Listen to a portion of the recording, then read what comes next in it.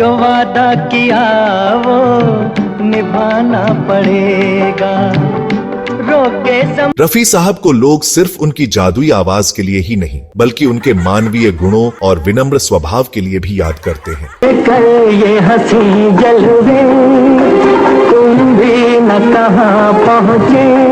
मोहम्मद रफी साहब के प्रशंसक सिर्फ आम लोग या फिल्म इंडस्ट्री की हस्तियां ही नहीं थे बल्कि महात्मा गांधी, पंडित जवाहरलाल नेहरू, इंदिरा गांधी और अटल बिहारी वाजपेयी जैसे दिग्गज राजनेता भी उनके गीतों से बेहद प्रभावित थे। मेरे देश में पवन चले पुरवाई, ओ मेरे देश में। आजादी के बाद रफी साहब ने ऐसे अनेक गीत गाए जिन्होंने देशवासियों के दिलों में देशभक्ति की भावना जगाई। हम लाए हैं तूफान से किश्ती निकाल के इस देश को रख। उनकी आवाज में उस दौर की संवेदनाएं और राष्ट्र प्रेम स्पष्ट झलकता था। कर चले हम फिदा जानो तन साथियों अब तुम्हारे। अपने परोपकारी स्वभाव के कारण रफी साहब ने कई गीत बिना पारिश्रमिक लिए गाए और उन्हें अपनी सोलफुल आवाज से अमर बना दिया। मैं कब गाता मेरे स्वर। लेकिन एक गीत ऐसा भी था जिसे गाने के लिए उन्होंने पेमेंट ले लिया, लेकिन जब उस गाने के बारे में पता चला तब उन्होंने कहा इस गाने के लिए पेमेंट लेना पाप होगा। उसके बाद उन्होंने गाने के लिए मिला मेहनताना लौटा दिया। तो कौन सा है वह गीत और क्या है उसकी कहानी, आइए जानते हैं विस्तार से।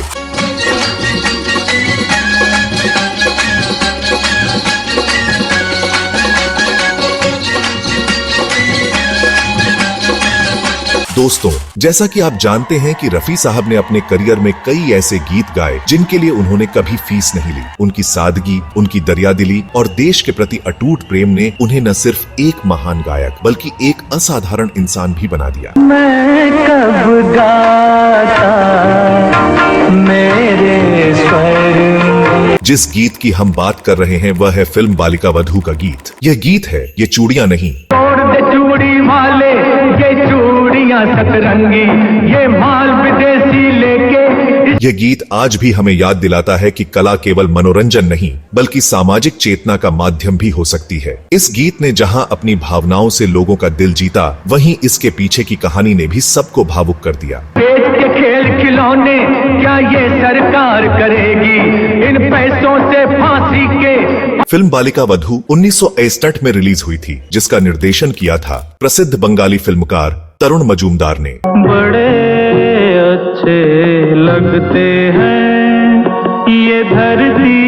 यह फिल्म बंगाल के ग्रामीण जीवन और स्वदेशी आंदोलन की पृष्ठभूमि पर आधारित एक सामाजिक ड्रामा थी। इस फिल्म का गीत ये चूड़ियां नहीं बंगाली कवि मुकुंद दास द्वारा रचित था। मुकुंद दास ने स्वदेशी आंदोलन को बढ़ावा देने के लिए कई प्रेरणादायक रचनाएं लिखी। इस गीत को संगीतबद्ध किया था हेमंत कुमार ने और इसे गाया मोहम्मद रफी साहब ने। कुर्बानी की घड़ियां हैं ये चूड़ियां नहीं। जब रफी साहब ने इस गीत की रिकॉर्डिंग की तो उन्होंने उसमें आत्मा फूंक दी। उनकी आवाज में स्वतंत्रता की भावना, राष्ट्र प्रेम और एक अद्भुत सादगी थी जो सीधे दिल तक पहुंचती है।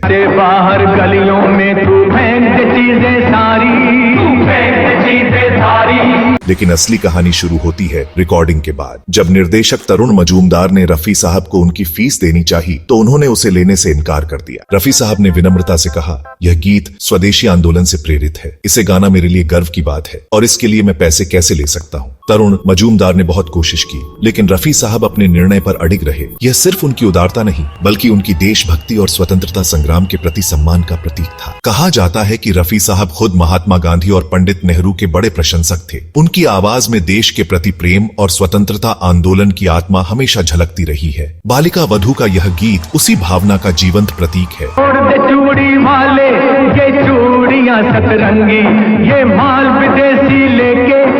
इसके बोल और रफी साहब की भावपूर्ण गायकी आज भी श्रोताओं को उस दौर में ले जाती है जब स्वदेशी का अर्थ था आत्मसम्मान, आत्मनिर्भरता और देश के लिए पूर्ण समर्पण।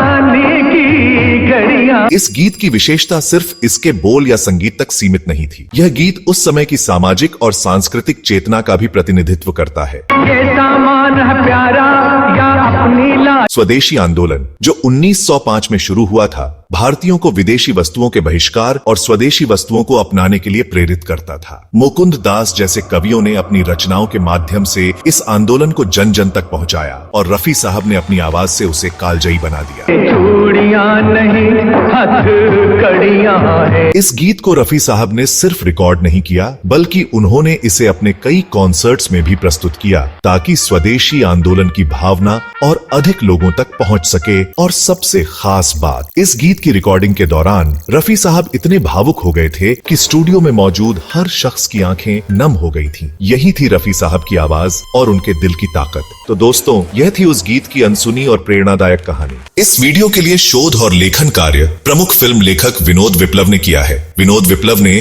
मोहम्मद रफी की पहली जीवनी मेरी आवाज सुनो लिखी है। इस पुस्तक को आप यहाँ नीचे दिए गए लिंक पर क्लिक करके प्राप्त कर सकते हैं। अगर आपको यह कहानी पसंद आई हो तो लाइक, शेयर और सब्सक्राइब जरूर करें। नीचे कमेंट में बताइए कि रफी साहब का कौन सा गीत आपके दिल के सबसे करीब है। और ऐसी ही और कहानियों के लिए जुड़े रहिए हमारे साथ। मिलते हैं अगले वीडियो में, तब तक के लिए नमस्कार।